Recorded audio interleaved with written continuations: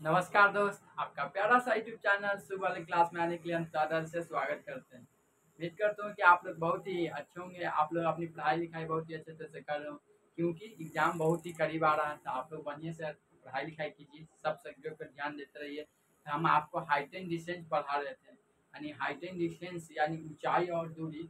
NCERT book का हम प्रश्नावली 9.1 को हम कवर कर रहे थे।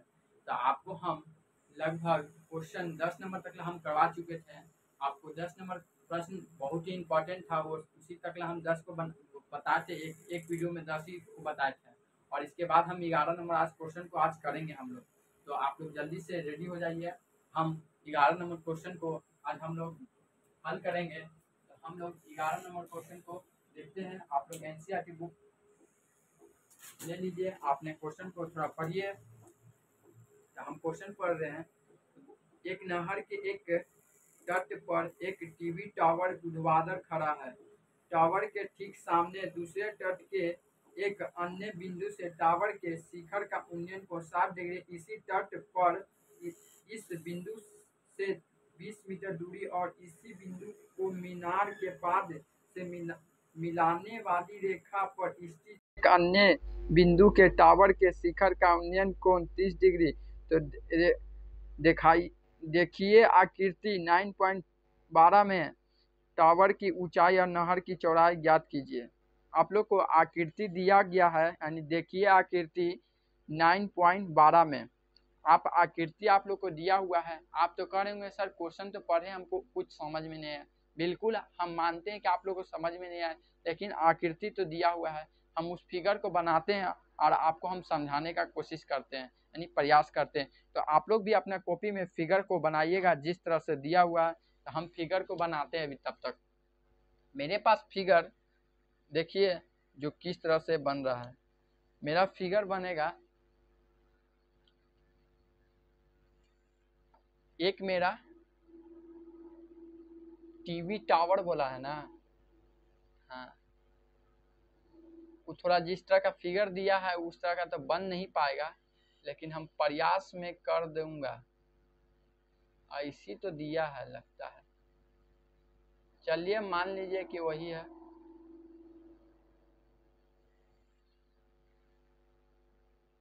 और यहाँ से ऐसे दिया है और ऐसे है और ऐसे है, और यहाँ से फिर ऐसे किया है, ठीक है। और यहाँ से ये ऐसे जा रहा है।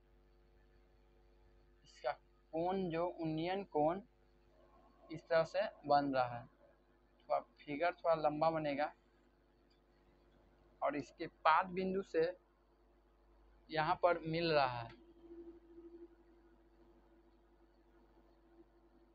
मैं कोशिश कर रहा हूँ उस तरह का फिगर बनाने का, उससे कोई मतलब नहीं है। फिगर का मेन पार्ट समझिए आप और हल कीजिएगा, समझे बात को। लेकिन फिगर ही मेरा इतना बड़ा बन गया ना, लेकिन इसमें देखने रहे हैं ना 2 गो कोण बन रहा है। तो आप लोग को सब बात को मान के ही ना लेके चलना है।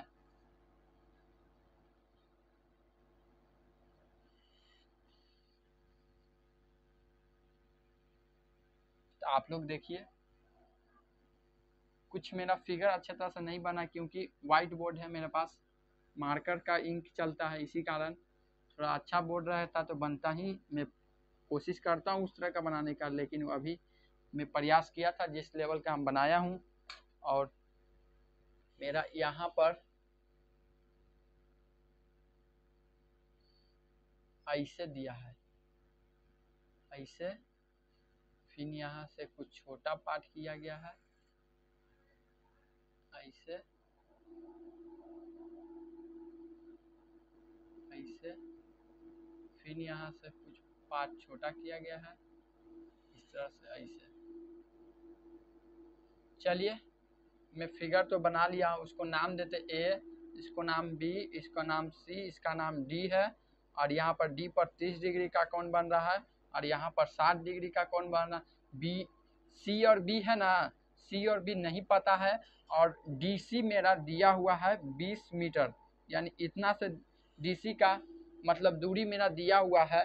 तो अब मैं क्वेश्चन पढ़ता हूँ, फिर से एक बार समझाता हूँ।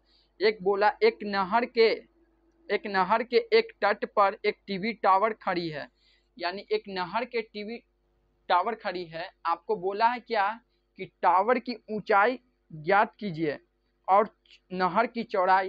तो आप थोड़ा समझ सकते हैं कि पहले क्वेश्चन पढ़ रहे तो बोल रहा है कि एक नहर के एक तट पर टीवी टावर खड़ी है।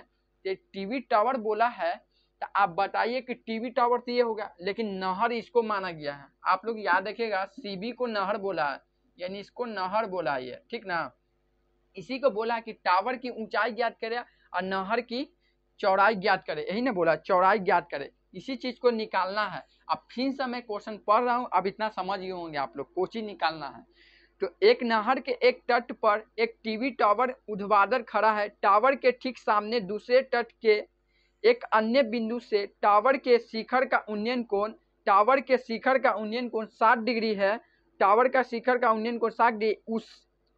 इसी तट पर इसी बिंदु से 20 मीटर दूरी पर इस बिंदु के मीनार के पाद बिंदु से मिलने वाली रेखाखंड स्थित एक अन्य बिंदु से टावर का शिखर का उन्नयन कोण 30 डिग्री है।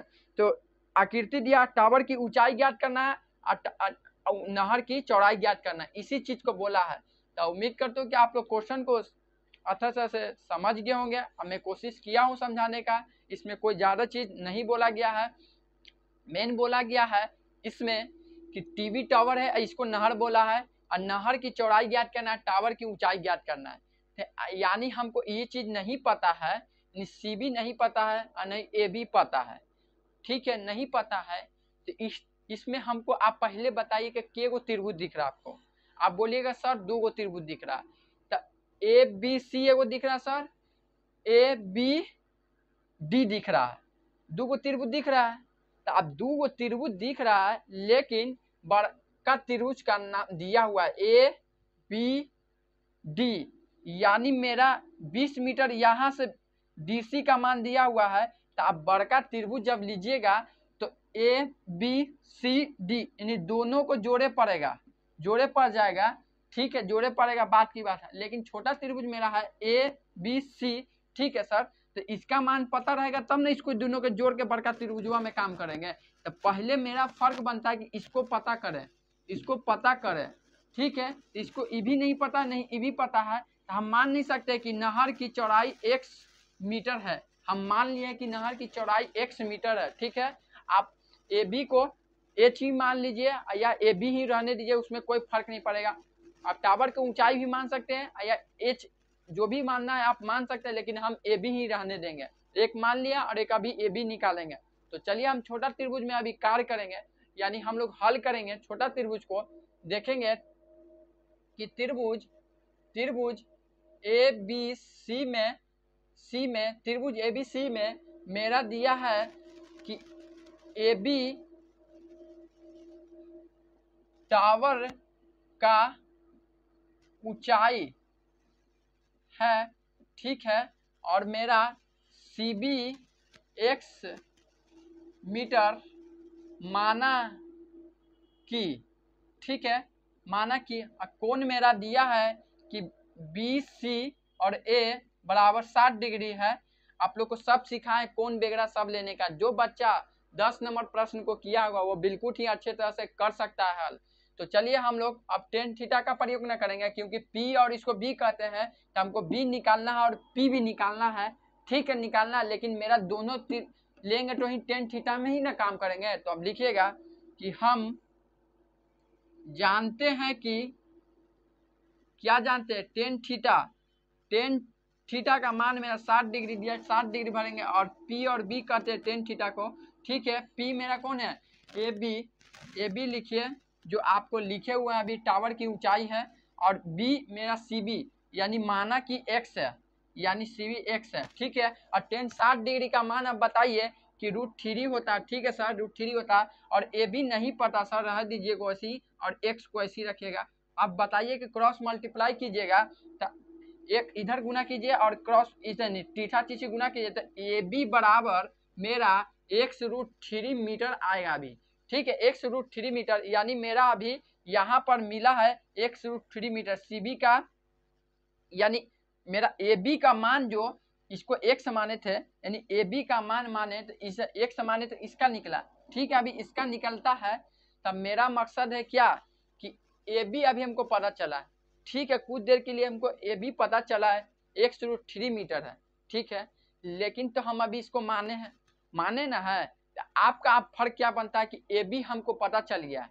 ठीक है, और हमको बड़का त्रिभुज में कार्य करेंगे तो ए बी डी है, त्रिभुज है, लेकिन इन दोनों को जोड़ेंगे और इसका मान पता चल गया है, तो मेरा फर्क बनता है कि बड़का त्रिभुज में अब हल करेंगे, यानी बड़ा वाला त्रिभुज से हम लोग लेंगे अब।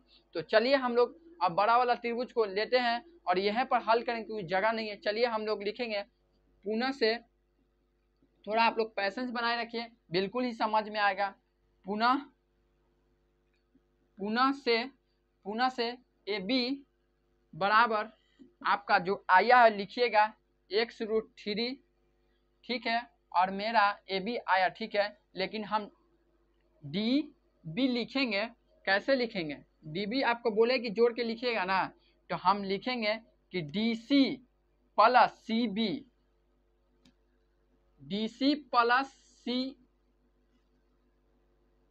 बी, तो मेरा 20 है D C plus C B, अभी मेरा x है, अभी मेरा x है, लेकिन अभी ए बी निकाले ना है। देखिए अभी हम बी सी को माने x तो x ही ना लेंगे, लेकिन मेरा अभी पता है ए बी निकला है, ए बी मेरा निकाले है कि x√3 मीटर है।